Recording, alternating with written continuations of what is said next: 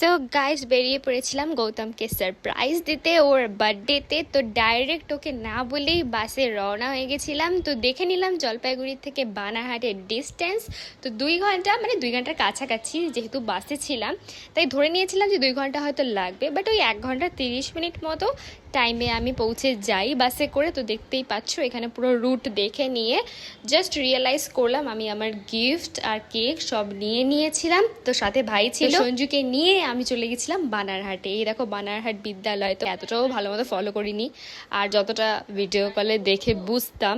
তো এখানেও অনেকবার আমি দেখেছি গৌতমকে যাতায়াত করতে, এই লাইনটা পেরোতে। তো ভীষণ ভালো লাগছিল দেখে। এবারে আমরা সব কিছু নিয়ে মানে রীতিমতো বাসে আমি কেক নিয়ে এসেছিলাম। হ্যালো হ্যালো, গৌতম মিত্র বলছেন? তো এখানেই হয়ে যায় আমাদের প্র্যাঙ্ক ফেল। মানে আমি সঞ্জুকে বলেছিলাম যে বল কুরিয়ার এসছে একটা সামনে আসতে, তো ডেলিভারি বয় সেজে ফোন করতে বলেছিলাম। বাট যেহেতু ও ট্রু কলার ছিল সেহেতু ও বুঝে গেছিল যে ফোনটা সঞ্জুই করছে, তার জন্য ওই প্র্যাঙ্কটা তো কাজে দেয়নি। তো আমি বললাম যে একটা পার্সেল আছে নিয়ে নিতে। এখানে ওইখানে আসতেছে আসতেছে, আরে ঢুকে যাচ্ছে পোস্ট অফিসে রে। সো ফাইনালি ও আমাদের এদিকে আসছিল। Happy birthday to you. তাও তো কালকে ফট করে বলে ফেলাইছি স্কুলের কথা।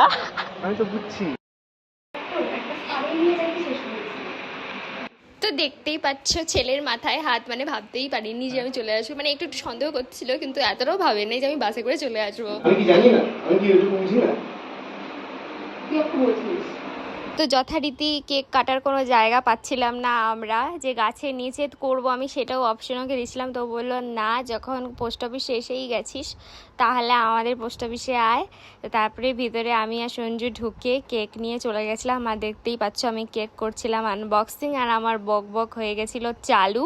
ওর ফোনও আসার কথা ছিল এই দিন, তো আমরা এই নিয়েও ডিসকাশন করছিলাম। প্লাস কীভাবে আমার প্র্যাঙ্কটা ফ্লপ হয়ে গেল সেটাও ওর সাথে আলোচনা করছিলাম। যদিও পুরোপুরি ফ্লপ কিন্তু হয়নি, কারণ ও যেটুকুও সারপ্রাইজ হয়েছিল ওইটাও আমার জন্য অনেক ছিল। ও ভীষণ খুশি হয়ে গেছিলো, আমি দেখেছিলাম।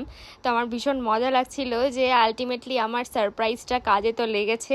খুশি তো হয়েছে ছেলে, ভিতর ভিতর বুঝতে তো পারছিলাম আমি। সঞ্জু তো ফোনে নামই দেখা যাচ্ছে। হ্যাঁ, তো আমাদের বার্থডে বয় প্রস্তুত কেক খাওয়ার জন্য। আমি কেক নিয়ে পৌঁছে গেছি আর দেখালাম। ও বললো তামান্নার কেক নাকি? বললাম হ্যাঁ। তো ভীষণ সুন্দর লেগেছে ওর কেকটা। এটা কি ইন্ডিয়া পোস্টের জন্মদিন নাকি? ইন্ডিয়া বসে কাজ করিস না এই যে না তুমি এটা হাতে নিয়ে ছবি তুলে একটা ভালো হবে। আমার গিফট সারপ্রাইজ গুলো পছন্দ না, জানিস না। তোমরাই বলো এটা কি মানা যায়? ওনার নাকি সারপ্রাইজ পছন্দ না, গিফট পছন্দ না। বাবা, মনে মনে না সবাই খুশি হয়।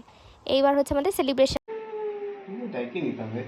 দেখেন দেখেন দেখেন দেখেন কিছু হবে না, সবাই তো আছে। তো যখনই কেকটা কাটার কথা ভাবলো তখনই ওর মনে পড়লো যে আমি এখানে পোস্ট অফিসে আছি আর কলিগদের ছাড়া কেক কাটবো, এটা তো হতে পারে না। তো তার জন্য সবাইকে ডাকা হলো। তো আমিও বললাম হ্যাঁ সবাইকে ডাক, সবাই মিলে যে আনন্দ সেটা তো আলাদাই হয়।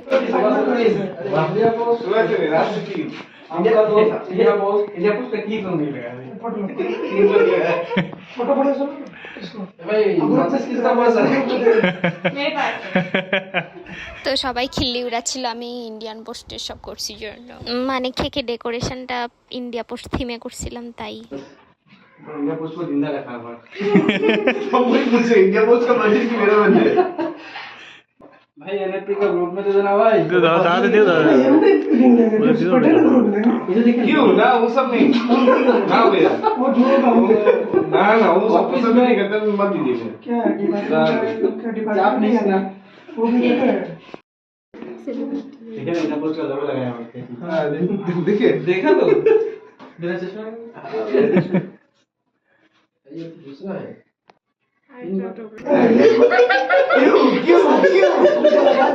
বার্থডে দিন তো এটাই জিজ্ঞেস बच्चा है 18 জাস্ট 18 टीनेजर है वो 22 park election duty photo election duty तो ये तो बात এটা একটা প্রবলেম আছে। হ্যাপি বার্থডে कटे to you, happy birthday to you, happy birthday dear, happy birthday to you. देखिए भाग जाएगा। अपना हैप्पी बर्थडे मना रहे हैं। क्या बोलते ना हम अपना बात कर रहा हूँ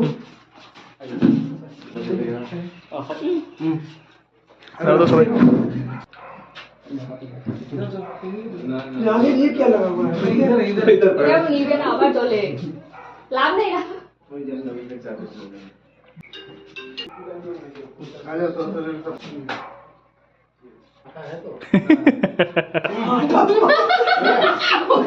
भैया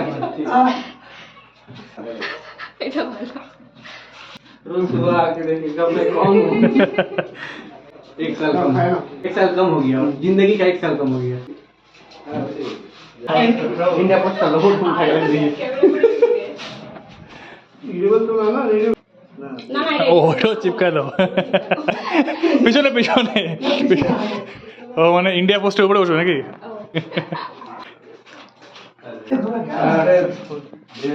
কালকে তোর জন্য আমার চশমার পিছনে ভর্তি হয়েছিল রাত্রিবেলা হ্যাপি হ্যাপি কি হয়েছে মানে পুরো চশমা আমি রাত্রিবেলা উঠলাম একবার দেখি চশমার মধ্যে পুরো মঙ্গল ফটো তুলতে হতো সেলিব্রেশনের পরে এরপরে আমরা বাড়ির দিকে যাচ্ছিলাম, তো দেখতেই পাচ্ছ টোটোতে উঠে গেছি।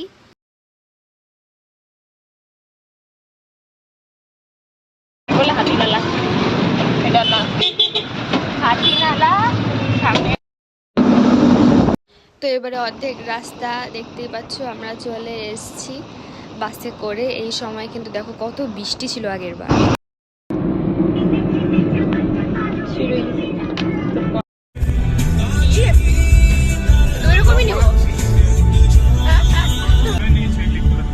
আমি ওকে আগেই বললাম মাথা খারাপ আছে বলবো মাথা খারাপ আছে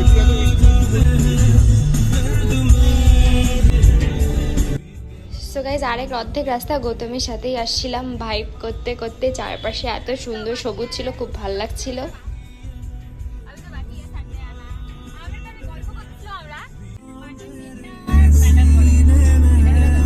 শর্টকাট রাস্তা বুঝলি শর্টকাট মানে এটা হাইওয়ে না, হাইওয়েটা ওই দিক দিয়ে ওদিকে যায়।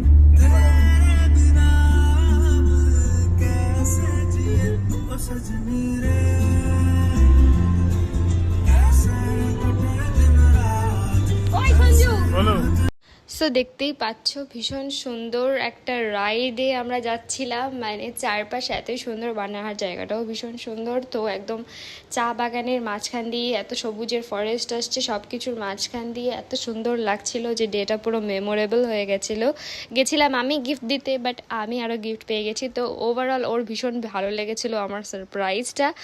আর আমার ভীষণ ভালো লাগে যখন ও গাড়ি চালায়, সাথে আমার হাত ধরতেও ভোলে না। তো এই টাইপের যে সিচুয়েশনটা হয় সেটা আমার ফেভারেট।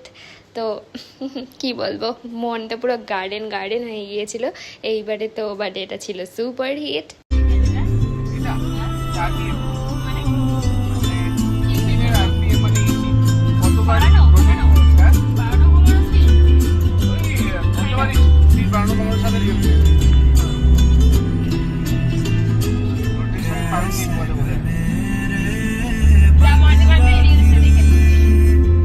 তোর কি স্টোরি গেল নাকি রে ওটা? হ্যাঁ যতক্ষণ পূজা আসবে যতক্ষণ পূজা আসে তারপরে আইসে গেলে তো টুক করে শেষ হয়ে যাবে।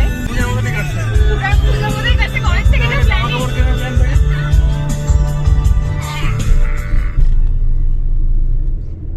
আমরা কবে থেকে যে সেই কনফারেন্সেও আমি যে কতবার বলছি এটা করবি এটা করবি। বহু প্রতীক্ষিত দিন আমার চলে গেল, বাট আসছে বছর আবার হবে, মানে এই বছরই হবে, কারণ এইবারের বার্থডেটা দেখতে থাকো কি হয়।